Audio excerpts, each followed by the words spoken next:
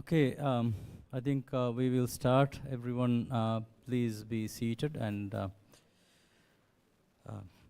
good morning, everyone.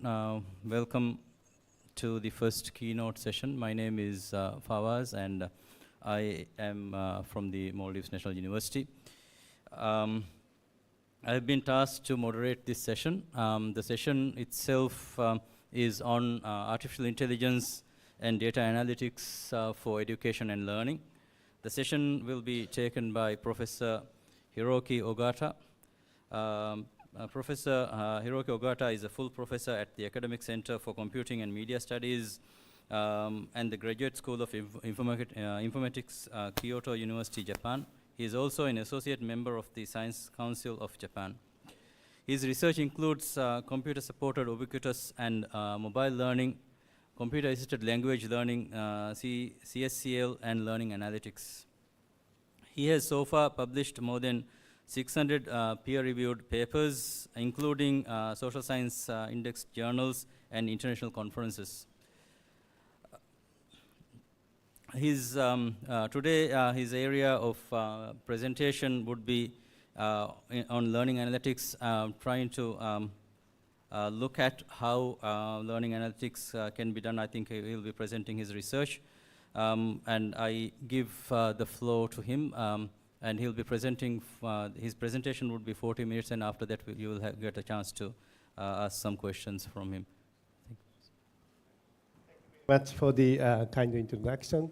Good morning, everyone. Yeah, it's my great honor to be here and give a talk at this great conference. Yeah, and today I will talk about AI and the data analytics in education and learning. Yeah. So after the COVID-19, we can easily start to provide online education by using Zoom or Google Meet or something like that. But probably you may not see the face of the student, and you cannot figure out what the student are doing. Maybe student may watching the YouTube or playing game or sleeping or something like that. Yeah, but it's not in online education, but also even in the face-to-face classrooms, teachers sometimes difficult to understand what the students are thinking. Yeah, maybe each student has different interests. Yeah, and also each student has different difficulty of the some specific knowledge. Yeah. So if the student has one PC per one student, then we can easily tracking their behavior in education, in teaching, and in the learning. Yeah. Then we can analyze the data, and then we can figure out the how the students are learning, which part of the knowledge student cannot understand. Yeah, something like that. Yeah. So that's why now the one of the hot topics of the educational technology is learning analytics. Yeah. So what is learning analytics? It's to improve the teaching and learning process through the insights from the data collected in ubiquitous and, I mean, not only physical world, but also the virtual learning environment. Yeah. So we can collect the learning record from learning log from the classroom, but also as well as the outside classroom when they use the personal computer for the learning. Yeah. And then we can analyze the data by using AI and some data analytics technology, and then give the feedback, and also give the intervention to the student and also the teachers. Yeah. So the objectives of the learning analytics is to maximize the learners' learning experiences. Yeah, maybe we can enhance some. We can enhance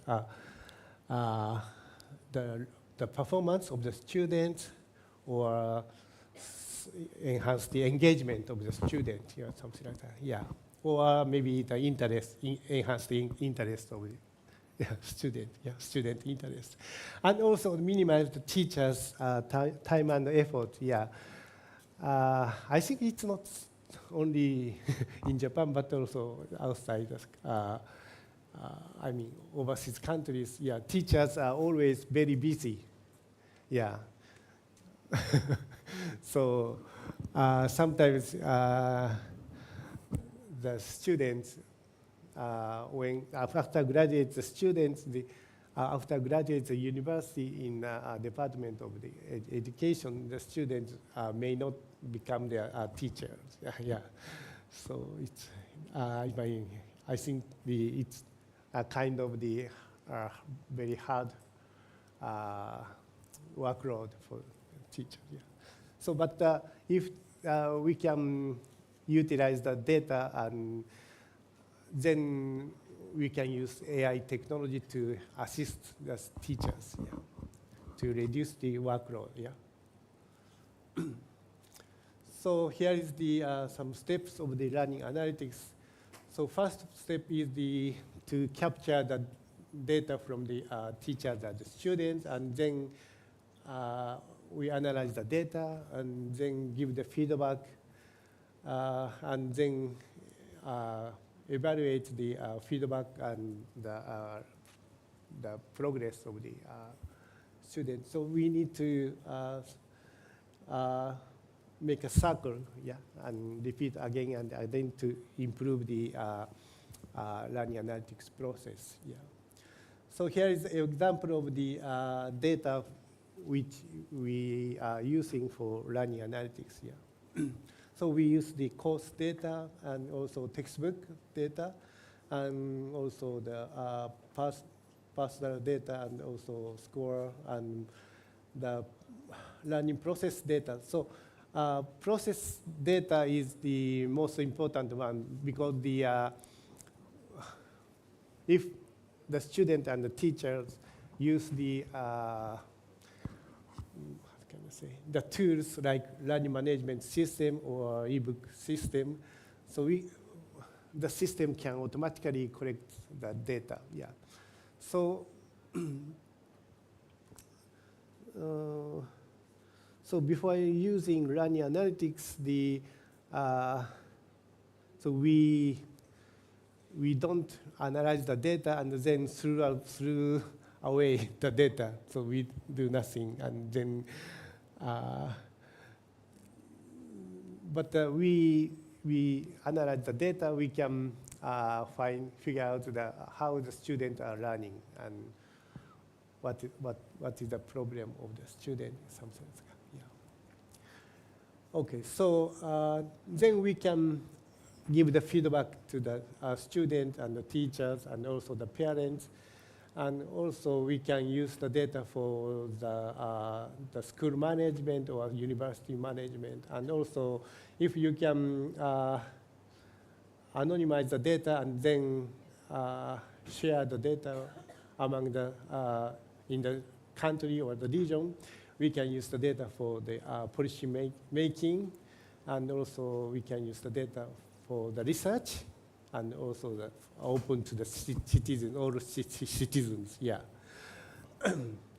So after the COVID-19, our government started the Giga School project.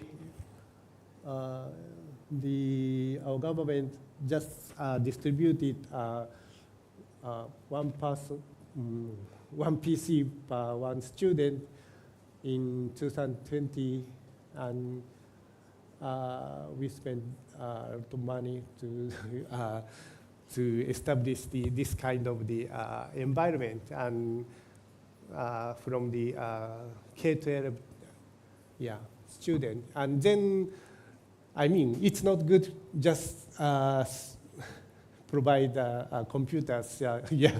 So we need to evaluate the result, effectiveness of the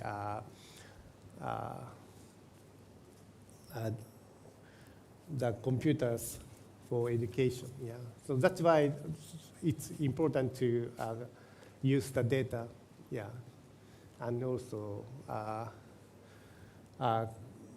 mean, enhance the student learning performance, and also the engagement.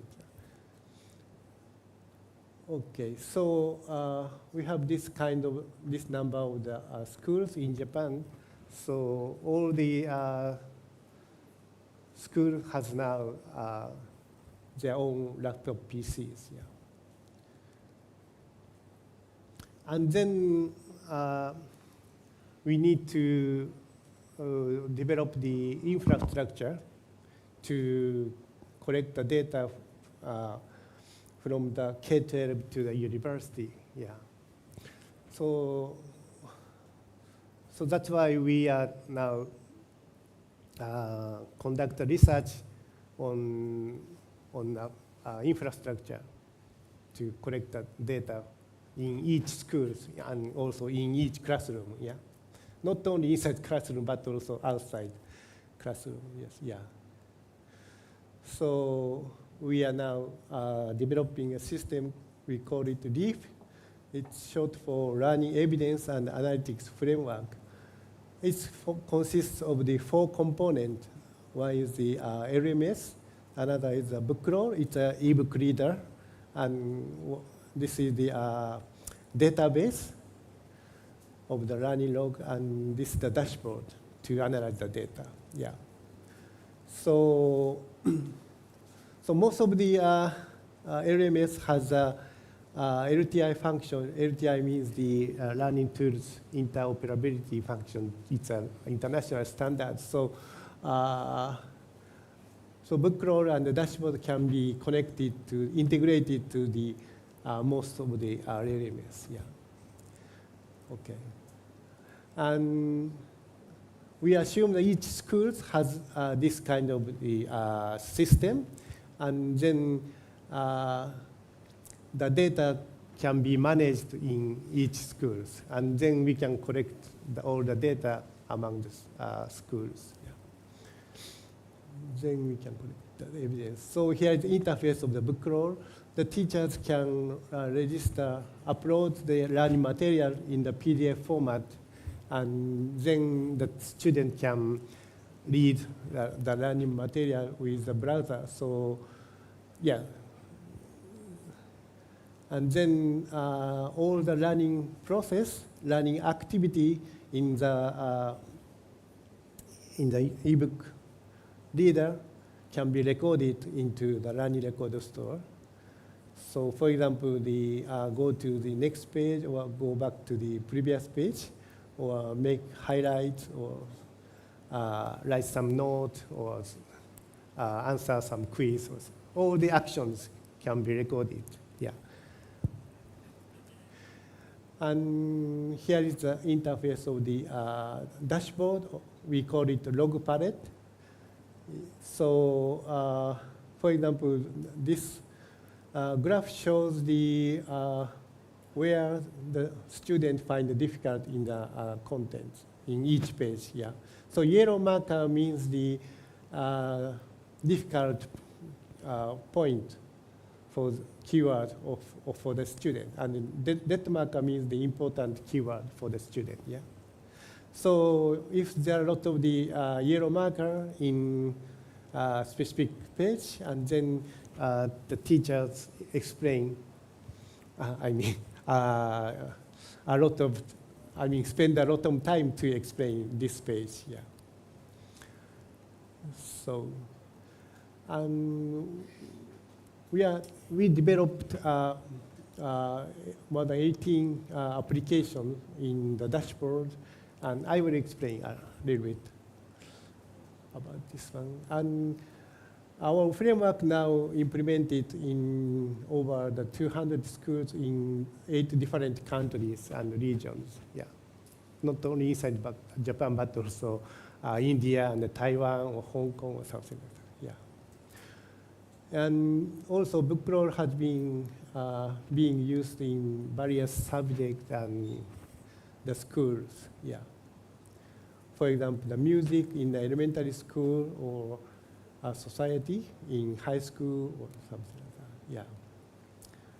Okay, so let me give me some example of the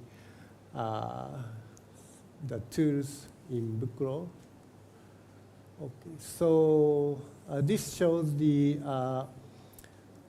student markers in a textbook. Yeah, to know what students don't know. Yeah, so this is the kind of the heat map of each student, yellow marker. So darker yellow means it's more difficult for the student. Yeah. So the teacher take a look at this heat map just before the classroom, and then teacher explain about this dark yellow keyword in the classroom to the student. Yeah. So before using this kind of the heat map, the teacher explain about the vocabulary according to his experience. Yeah, not the data itself. Yeah. So the teacher can understand exactly what students don't know. Yeah, sometimes teachers don't know, the student don't know. Yeah, so that's why this is simple but important. And also for the publishers of the textbook, if they want to revise the content, then this kind of the data is very important to update the content. Yeah. And also, we can use the data for the reading comprehension. Yeah. So SQ3R is one of the reading strategy for reading a book. Yeah. SQ3R means the survey and question before reading, and then read, and then decide and review. So it's a kind of the strategy to understand the textbook content deeply. Yeah. So we apply this to the ebook, and we propose the 2SQ3R. 2S means the scanning and skimming and question, and then read and reply to the question, and then reflection.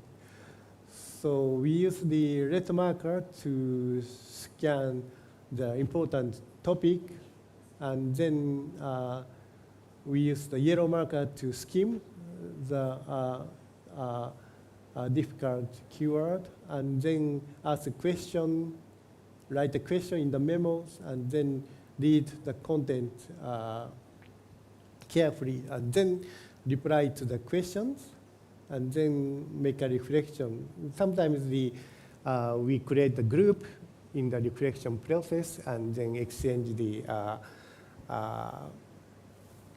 their knowledge, exchange the topics, or exchange the questions and answers to understand the content. So we use this kind of we conduct the experiment in the high school, and then the results show the active reading strategy can enhance the performance of the reading comprehension. Yeah. So I will not explain deeply. And also, you can use book roll for extensive reading. Extensive reading is the so we upload a lot of the ebooks. For example, we upload the over 500 ebooks for the book roll, and then students choose the one of the ebooks and then read as many as possible. Yeah. So, but it's not so easy to keep reading for the student. Yeah.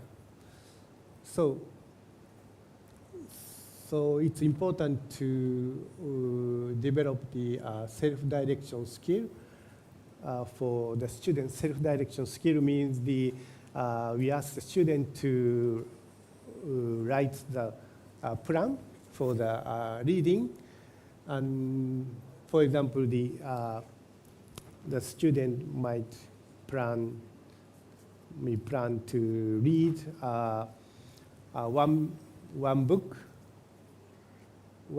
per week or something like that. Yeah, and then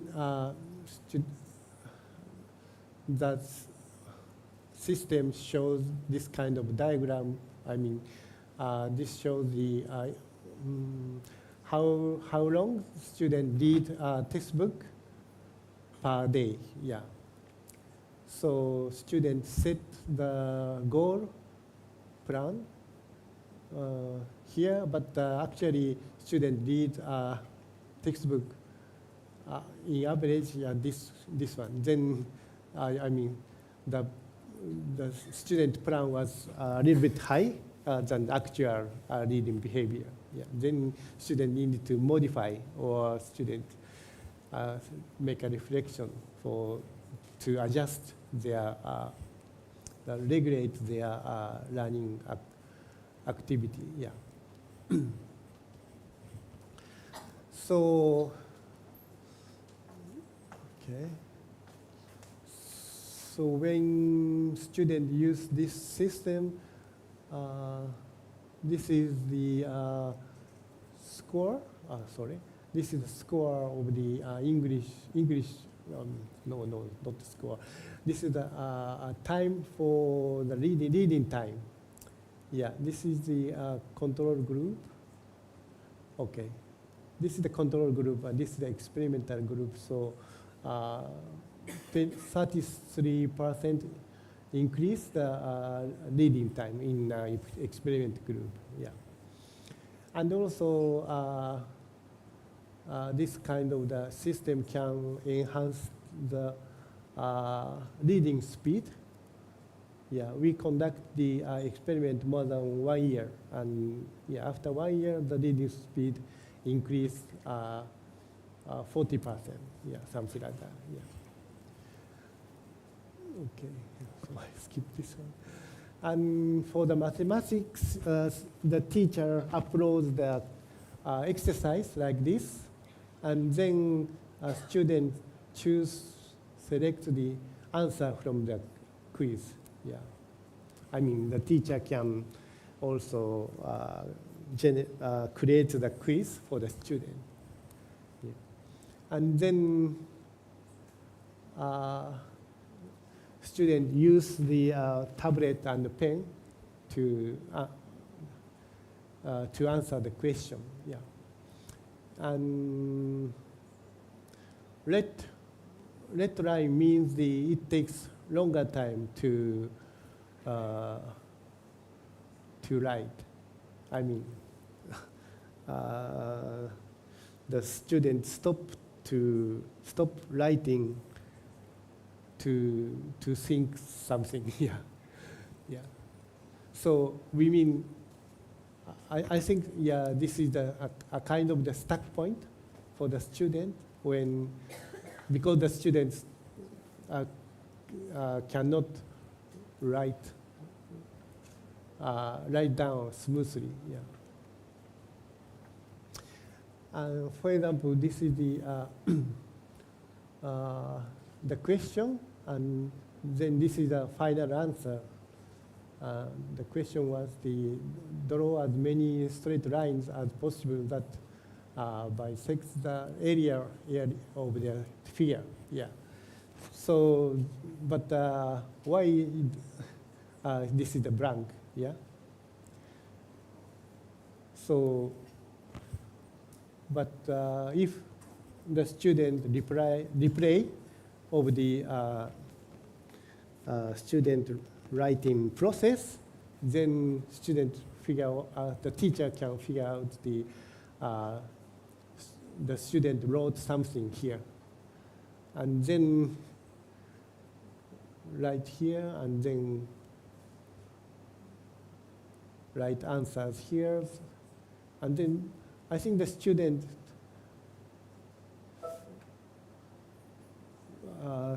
found some. Student found this was a wrong answer. Then erase. Yeah, but then the teacher can understand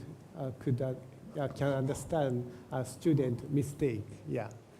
So the teacher asked this student to explain why they made he or she wrote this answer, and then so everyone can share the mistakes of the student. Yeah, that's important. Okay, so this diagram shows the comprehension level of each unit. Yeah, here is a unit of the mathematics. Yeah, so the green line shows the how many percent the student understood about this unit or something like that. So this means this unit is difficult for this student. Yeah. So then the system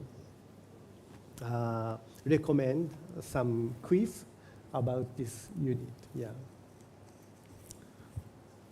So this is the kind of we call it student model. So can show how students are understood for some specific knowledge. Yeah. So this is the essential function for the intelligent tutoring or intelligent system for education. Yeah, I mean the student model important function. So, but usually, I mean there are a lot of the AI recommendation system for exercise in mathematics or something. But usually AI recommendation tools just recommend the exercise for the student. I mean, you must do this one, and then this one, and this one, and something like this. It's no good. Yeah, so we use the explainable AI to explain why you have to do this exercise. Yeah, to recommend the quiz. So, I mean, so if we use AI technology, then we need to make. Yeah, I mean, we need to think about the black box of AI. So if the inside AI is a black box, then we cannot rely on the recommendation of AI. Yeah. also the student thinking process is also black box. So we have to figure out how the student are learning. Yeah. So we use the self-explanation technology to,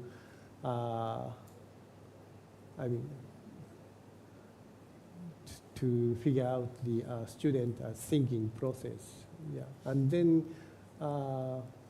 we analyze the self-explanation and by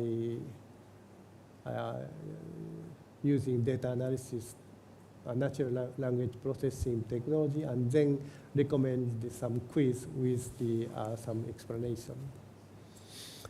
So it's a little bit difficult. So here you can see the answer from the student, and then here is the self-explanation from the student. Yeah. So, we asked the student to write the explanation after finish the answering. Yeah. And then the teacher can replay, yeah, the explanations like this. So, okay. So this is difficult.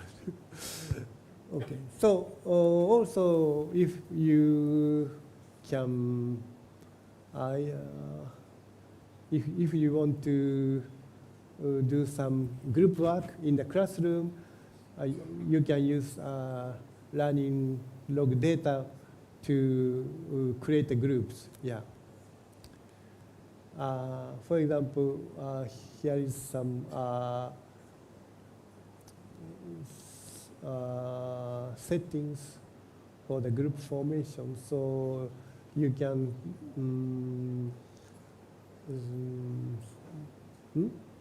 set the group size. Or, yeah.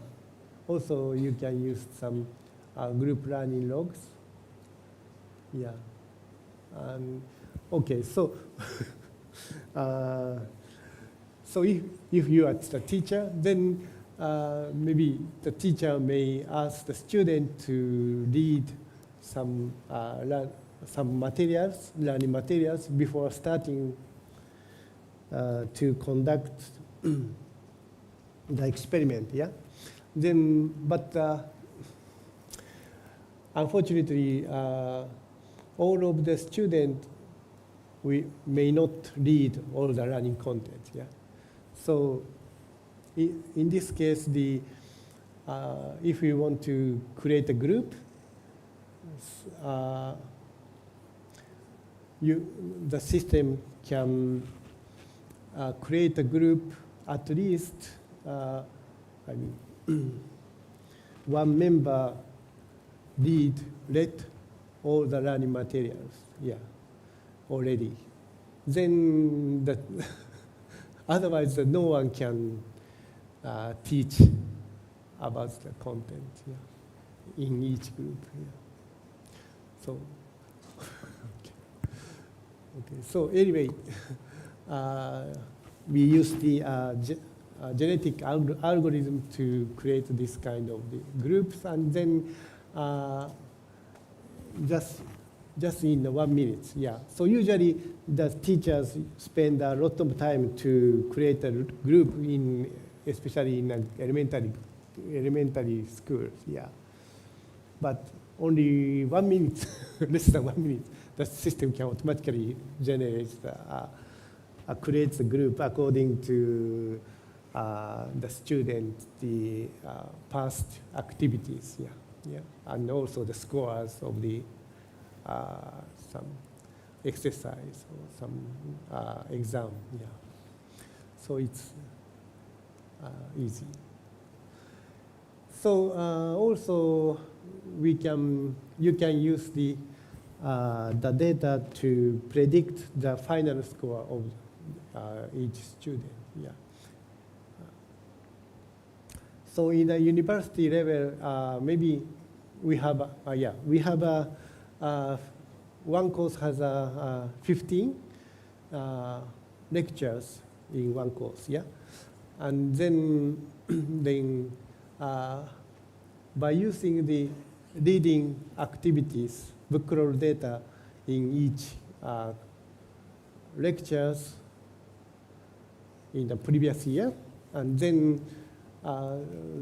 we can create the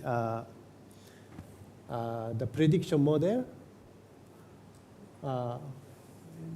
Maybe we can use some deep learning model to create the prediction, to make a prediction. And then if we use the only 1 week data, then we can predict the accuracy is around 70%. And also, if we use the 1 week data and also, second week data, then almost the same. The accuracies are almost the same. But if we use the data about the week 1, 2, 3, then the accuracy become around 80. Yeah. So this means that we can predict the student final score. Final score means the score of the student score in week 15, after 15th week. Yeah. So then, we can, the system can send some messages to the student if the student may fail to get the credit. Yeah, yeah. So it's we call it finding at-risk student. Yeah. Also, we can find detect some learning habit. Yeah, learning habit means the student do some homework in a specific timing in their home. Yeah.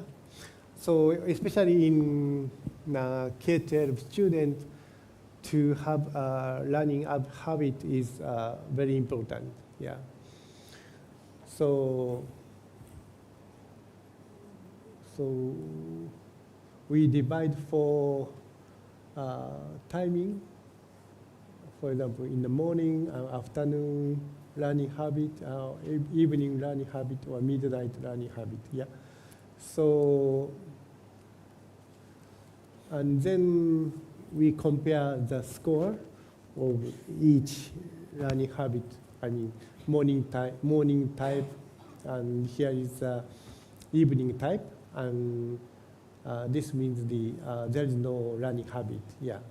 So obviously, if the student has no learning habit, then average score was low compared to other students. But there is no significant difference between the morning and evening type. So if you cannot get early in the morning, don't worry. It's okay. Yeah.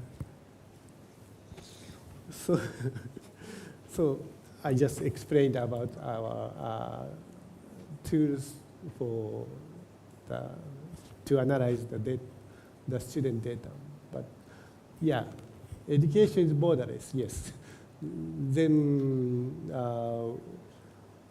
we introduced our system to another countries, for example, India and Turkish. So here we have a partnership in Taiwan, so we made a lot of the workshop. Here is our book roll system in Taiwan. Actually, the Taiwan government support provide these tools. Yeah. And also, yeah, here is the book club community in Hong Kong we have. And also, we conducted a lot of the workshops also in India. Yeah, so, yeah, so what we promote in education after COVID-19, so yeah, provide infrastructure to record and analyze the teaching and learning process is important, yeah. And also, we should foster some self-directed learning skills. And also, we need to enhance the interpersonal communication and the social and emotional learning skills.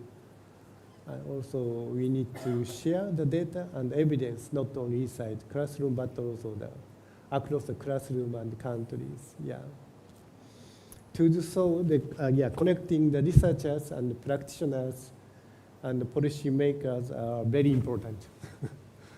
Yeah, so education is much close to the policy making. Yeah, so I think that this conference is very unique to connect all the researchers and policy makers and practitioners. Yeah, I think so.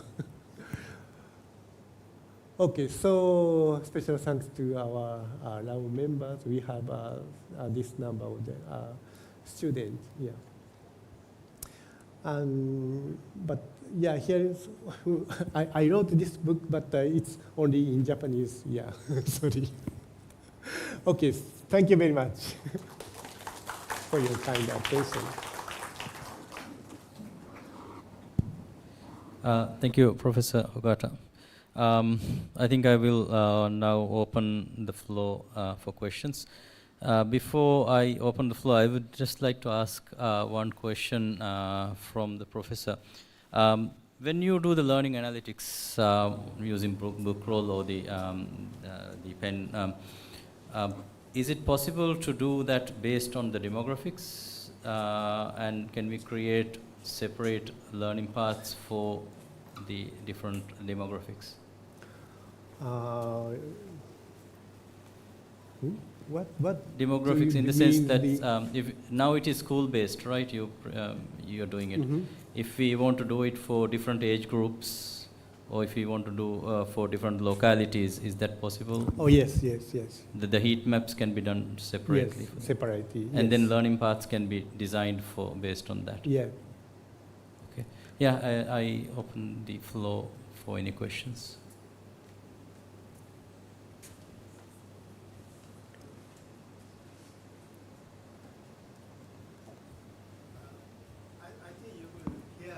Yeah. Have you done any study on the effectiveness of this intervention?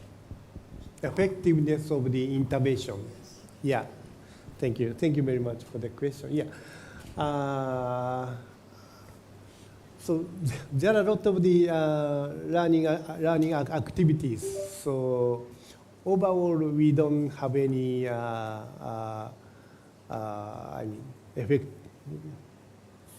comparative study about the effectiveness overall. We conduct the experiment for each learning activity, like recommendation of the quiz or group formation or something like that. So actually, there are a lot of the factors to evaluate the effectiveness. Yeah. So, but we have been there is one junior high school and high school in Kyoto City. They are using bookroll for more than 6 years. Yeah, so continuously. And actually, the performance of the student increased. Yeah. but I don't know. I mean, the there are a lot of the factors, yeah, to affect the performance. So I'm not sure our system is the, I mean, real reason to increase their performance. I don't know, but I'm not sure. But the students and the teachers, they like our system, yeah. The system that you explained, Professor, Mhm. is very interesting and intriguing. How can, if we want to make use of it, how do we get access to it? Okay, thank you very much. So if you use LMS in your university, like Moodle, and then there are a lot of options, but if you use Bookroll in our university server, then you can create a link in your Moodle system to the Bookroll. Yeah. So you can ask the administrator of the Moodle system in your university, then yeah, it's easy to start to use the system, our system. Yeah, you know, I think.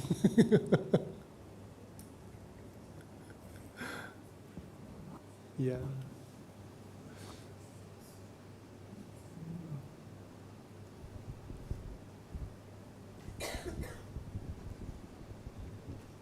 Thank you, Professor Ogata, for the insightful presentation.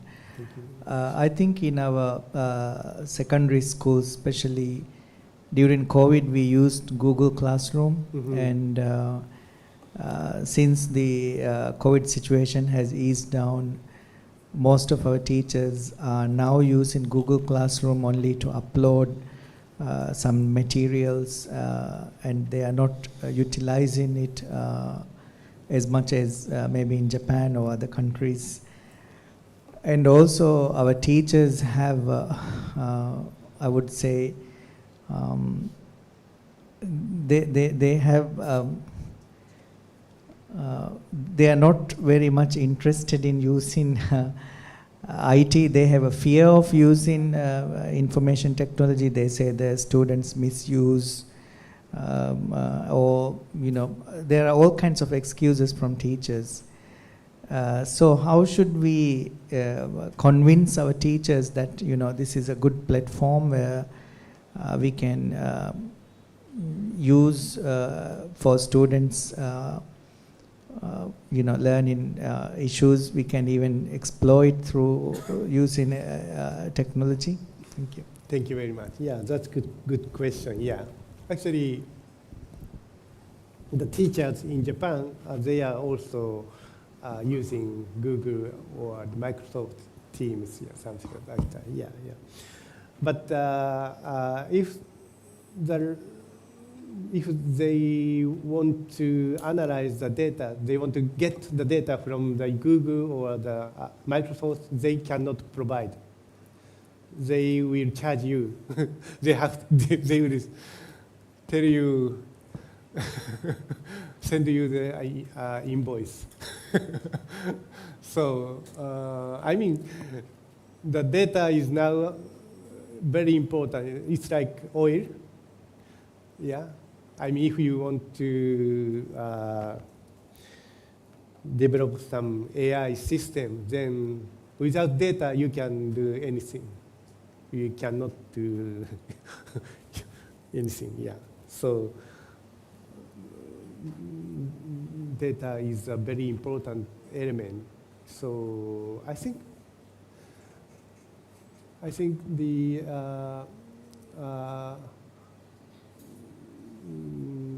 each country should manage, yeah, their own the data in education. Yeah. Yeah. Otherwise, the all the data can be extracted to the big companies. I don't think it's good ideas. Yeah.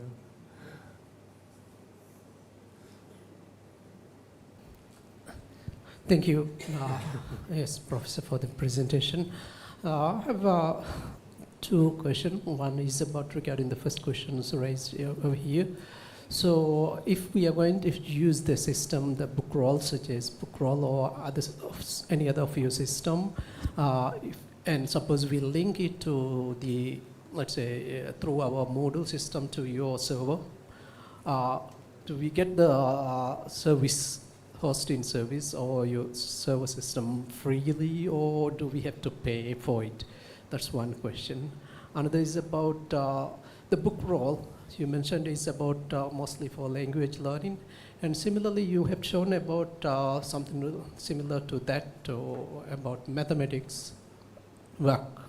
How does that works more interactively than just free writing? The guiding, how can the system guide the students while the work is being done? Mm-hmm. Is it graphically or just analytically type in with the assistant? That's Yeah. all. Thank you. Thank you very much. Thank you very much. For the first question, yeah, it depends on the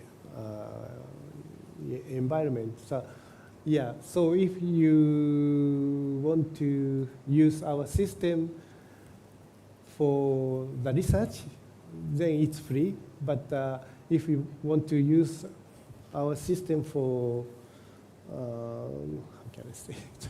Education in general, but so you may need to pay for the fee for the server.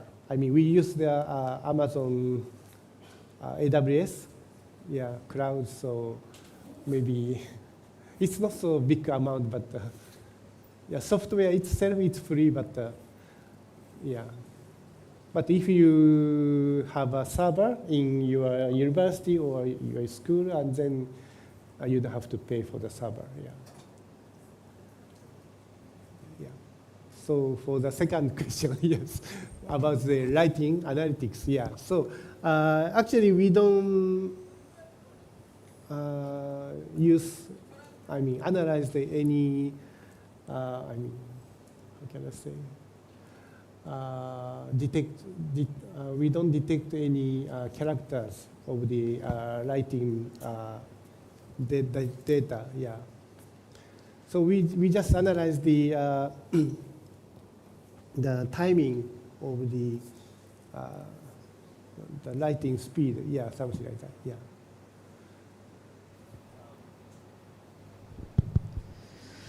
I think we're almost time. We have 2 minutes. Dr. Johari, a short question. Okay. Quick question. Thank you very much. One of the biggest challenges that our students have is handwriting. Yeah. Like their exams are done on written papers. So sometimes their handwriting is very illegible. So I'm wondering whether you have in this device a mechanism to address or improve their handwriting skills. Yeah, thank you very much. Actually, for the examination, the teachers still use the paper. Yeah. So, but students use the tablet and pen for the some exercise, or answer some quiz. Yeah, or homework. Yeah. So, so you have to choose. You can choose write the answers in the tablet or write answers in the paper. Yeah. Okay. Then thank you. Okay, I think that ends our today's session. Thank you very much, Professor. Thank you very much. It's an area that I think we all need to work on in terms of improving, and because we are moving into the age of AI, we have moved into the age of AI. We are using artificial intelligence and data analytics in every aspect of our life. So, hence, learning analytics becomes an area that we need to work on. We need to individualize our instruction to the students, and that can only be done with learning analytics. So thank you very much. That Thank you was very much. insightful, and we look forward to working with you Yeah. in making our learning analytics efforts fruitful. Before we conclude, we have a token of appreciation. I would like to invite our Vice Chancellor onto stage to give the token of appreciation.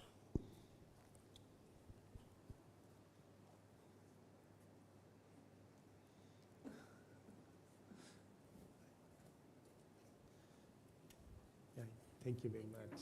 Thank you very much.